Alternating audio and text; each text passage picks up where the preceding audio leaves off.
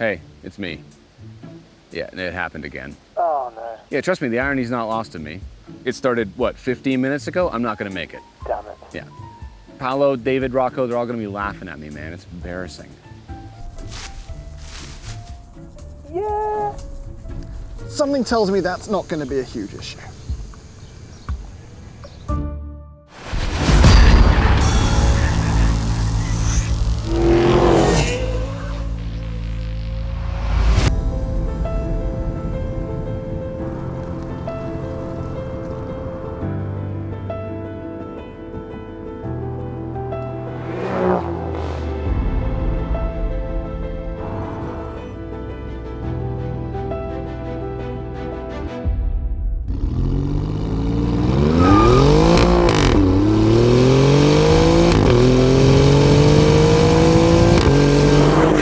Watching Throttle House. I'm Thomas. And I'm James.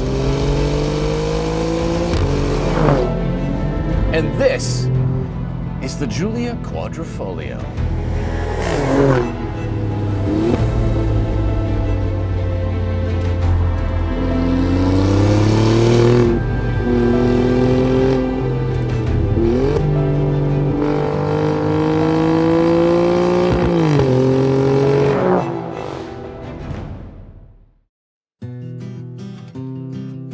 And yes, we were being cheeky, because despite the low attendance at the Alfa Romeo support meeting, ours is actually working perfectly. The Giulia, not Thomas's Spider, that actually did break down. All right, situation update. We're getting a tow because I think I went over a bump and something happened to the fuel pump.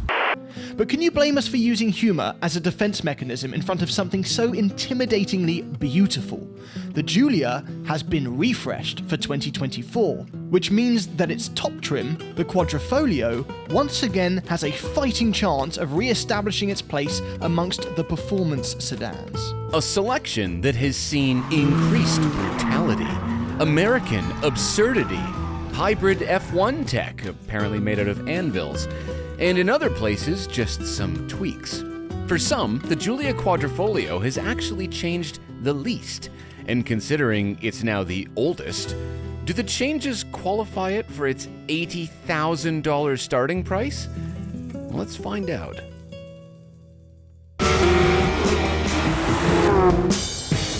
If you're new to Throttle House, we do car reviews, track tests, and quite a lot of messing around. So subscribe and enjoy the show.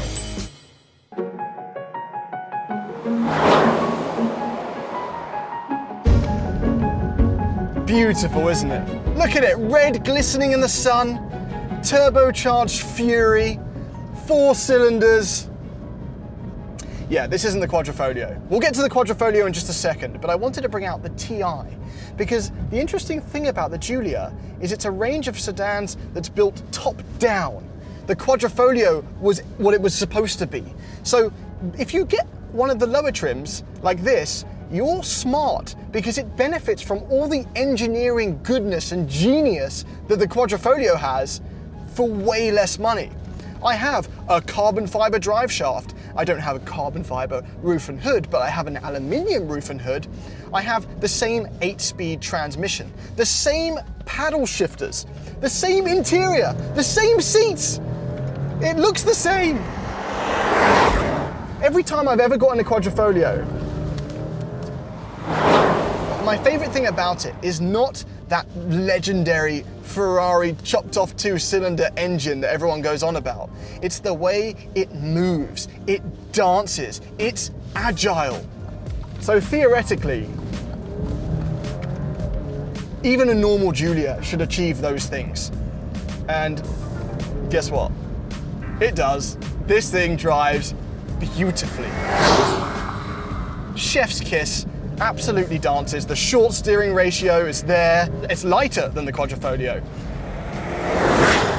Yeah, that is just what this car is all about. Alfa's claim best in class horsepower. It's not slow, 280 horsepower. It hits 60 in just over 5 seconds.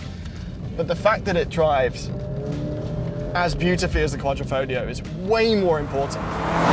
That makes it best in class dancer, as far as I'm concerned. And yeah, it's missing some things, like this blank button here. That's where you would normally have the dynamic suspension button, which comes standard on the Quadrifoglio. So the suspension in this is not massively sophisticated, but the car is light enough, it's not punishing at all.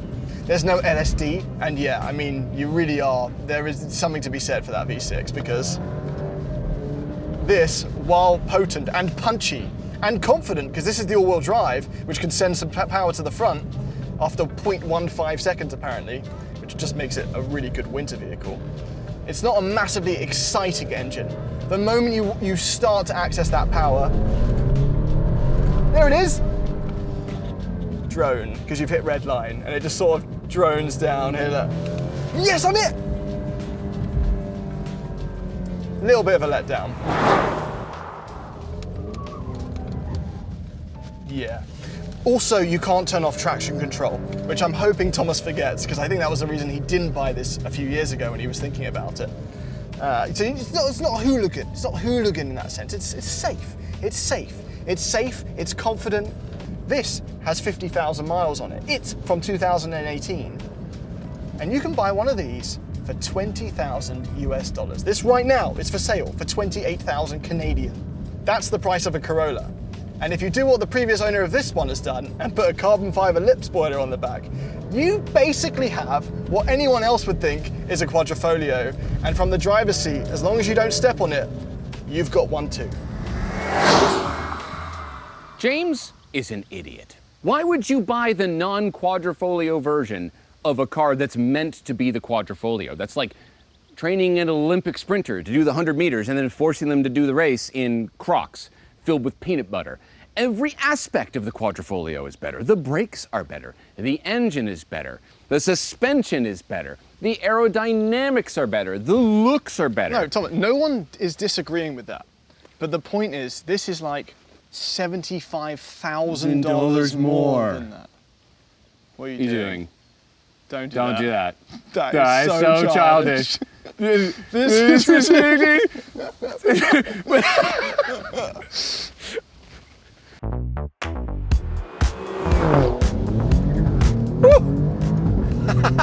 All right, let me refresh your memory on some numbers. Twin turbo V6, 505 horsepower, a 190 mile an hour top speed.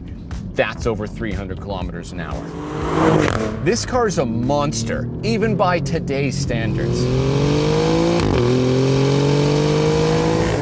And you just remember why, when it came out, everyone was blown away, because it looks like that and it drives like this. It's just such a win. This car is such a win.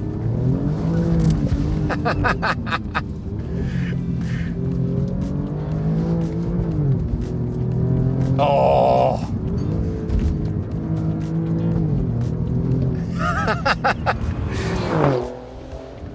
When I drove this a couple years ago, I wasn't as blown away by it as I thought I was going to be. But the more time I've had to digest what it is and what it isn't, the more I've realized that I absolutely love the Giulia Quadrifoglio. The engine is extremely turbocharged, and it isn't that exciting. Honestly, the engine actually isn't the best part about this car, even though it does sound pretty good. You put the window down, and you get some pretty serious cracks on the upshift.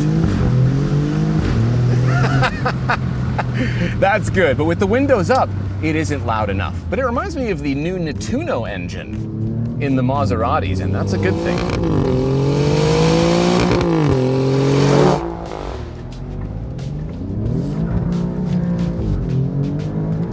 I love using these paddles. The ZF transmission, yes, it's kind of the same one that's in James's car that he brought, but it's very quick and very, very fun to use. These are just so nice, aren't they? Every time you click one of these paddles, you reach around and we're always right in the same spot because they're mounted on the column. It's just like you're testing the edge on a freshly sharpened battle axe. It's just good. It's just really good.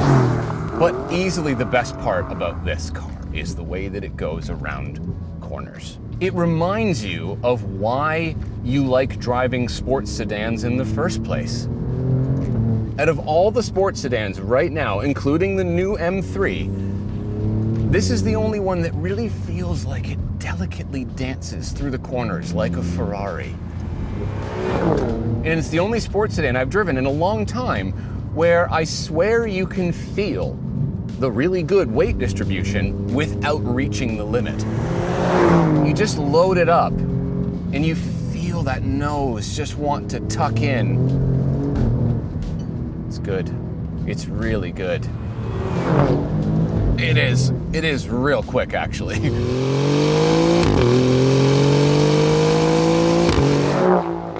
It's pretty quick.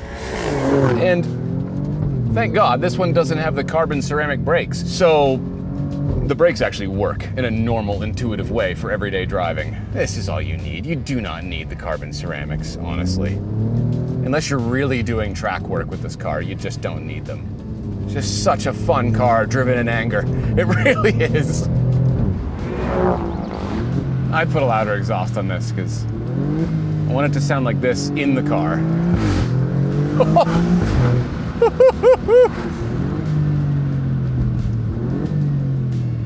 Oh, hold on. Oh. It even kicks you like an Aventador. That's fun.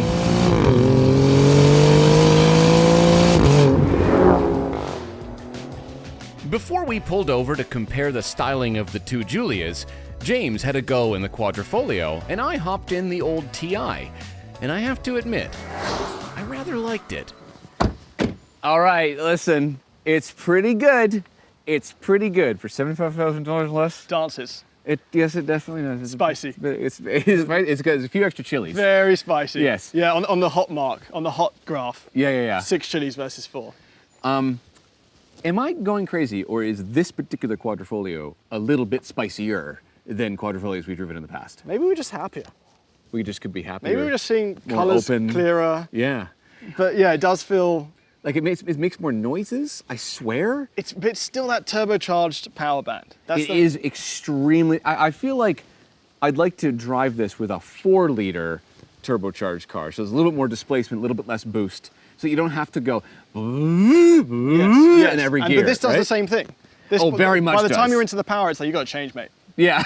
One of us has got to change, it's not going to be me. Yeah, exactly. So, yeah. No, but they both share the same feeling, which They look the same. They are Look the at the same wheels. car. They're the same car. They almost have the same brakes because this doesn't have the crazy ones, right? But this can get you into trouble, and this might cost more in maintenance, maybe. You know, I just remembered something. What? You can't turn the traction control off in that car, can you? That's... If you're weak. No, you literally can't turn the No, traction... it doesn't have race mode. It doesn't have that stuff. Well, why can't you do that? That's why I didn't buy one of these as a daily a few years back. That was the reason. I remember now. Yeah. That is such a bummer. What were they thinking? I remember reading something like the later cars or whatever it was. There's a tune you could do maybe. I don't know. But like, God, that's also reliability. That's a thing. I think it's overblown. Am I right, owners? Okay, I did a little bit of research. I have some anecdotal evidence from friends who have messaged me on Instagram and said that they got sick of this, traded it in for a 330i or a M340i or whatever, because it never ever worked. But I watched a video by our friends at Redriven in Australia. Yeah. And they specialize in used cars, I guess. And they said that a lot of the maintenance issues and the reliability issues are because of low voltage in the battery. So you just put a new battery in it, and apparently it's a pretty reliable car. Take that with a grain of salt. I have no idea if that's true or not, but I'd like that to be true. We got some facelift stuff. So We do? Yeah, so not only we've got the Quadrifoglio difference, every single Giulia benefits from these new lights, which I think look pretty sick. Yeah. We first saw them on the Tonale. I don't like the 3. I don't like the 3 thing. The 3? It What's reminds a me- good number for you? It reminds me of the eyes from the mummy in that Tom Cruise mummy movie that I never failed watched miserably. it. I heard it was just a Tom Cruise movie. It's exactly what it was, Yeah. and that's what It's the same amount. It's got the same amount of cylinders. Yeah. That was probably not intentional. I hope they do that on the new Bugatti V16 thing. Somebody had like just glue them on. I think it was a nice update. I mean, obviously It's this has got fine. Quadrifoglio stuff going on as well. Like every time I see a Giulia, Yes. as similar as these look, I look for this. And We I do. turn, whoever's next to me, I go, that's the That's the Quadrifoglio. And my wife says, Bet I you don't didn't- care. I bet you didn't notice. Yeah. I didn't ask, James. This is still a great looking car though. Like, look at it. It's beautiful. The interior's come a long way. I don't think we need to look at that one, apart from that it's got what looks like a carbon fiber roof, except it's a double sunroof. Double sunroof that Yeah. occasionally will break apparently. Doesn't like to open. Yeah. Doesn't like to open. And it had a aftermarket spoiler on the back that makes it look exactly like a Quadrifoglio. Oh. Just missing two exhausts. Oh, yeah. Yeah, just missing two exhausts. Okay. I think this is a great option. If you could turn the traction control off, I probably would have one already. Well, here's what's interesting, and here's why the facelift is important. Yeah. If you choose to care. Okay. Because we looked, because it's not really fair to compare a brand new Quadrifoglio to an old TI in terms of price. True. However, as people pointed out on our Instagram, you can get a Giulia Quadrifoglio pretty cheap.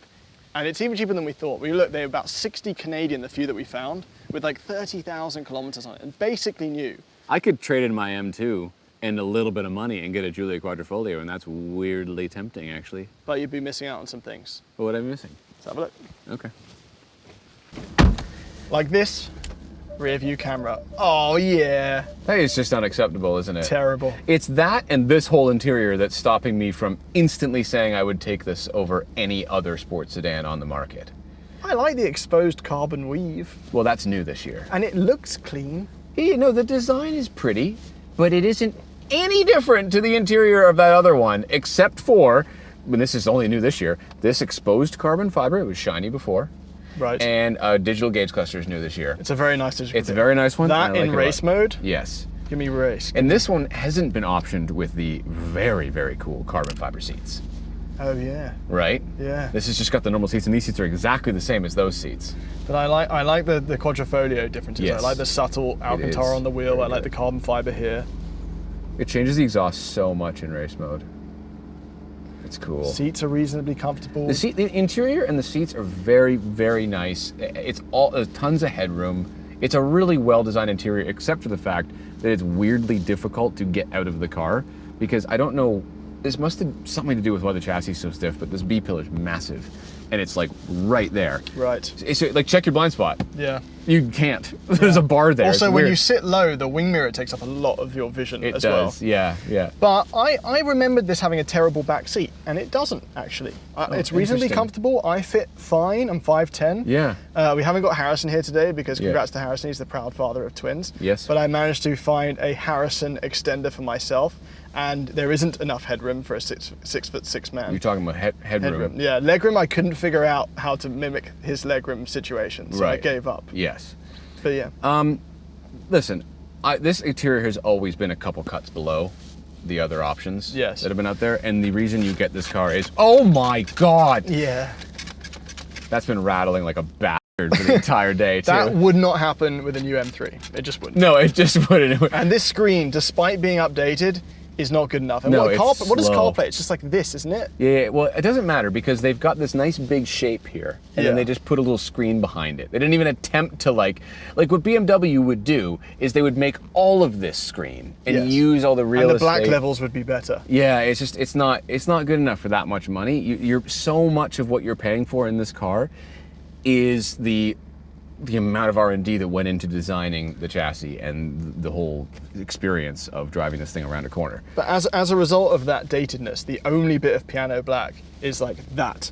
Yep. So there's lots of physical The buttons. physical buttons are great, easy to use. It's a very easy to use interior, other than the fact that the infotainment is slower than my first iPhone now when I plug it in and try and use it. Nah, that looks.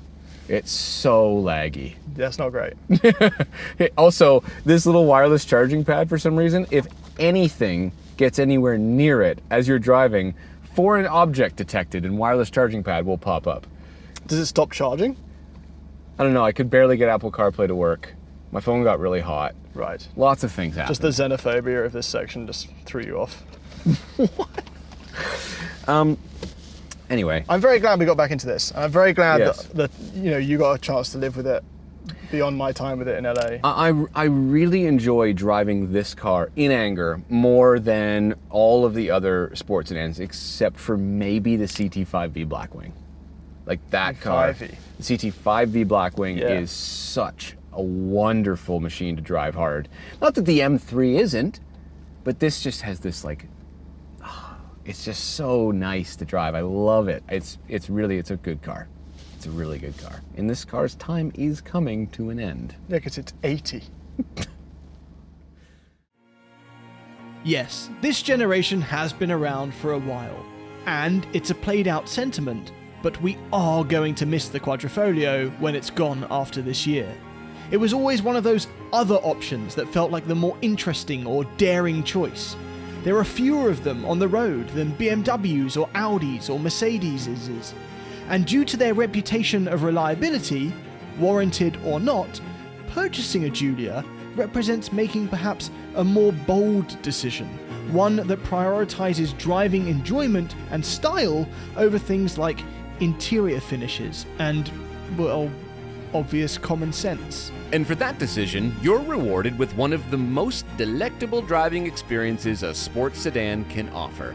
And as we discovered today, so much of the Quadrifoglio's personality exists in its lower trims. So if you're like James and the tiny bit of extra funds necessary to purchase even one extra shirt button scares you, then the good news is that you can have a decent slice of driving fun at some pretty reasonable prices. Thanks for watching.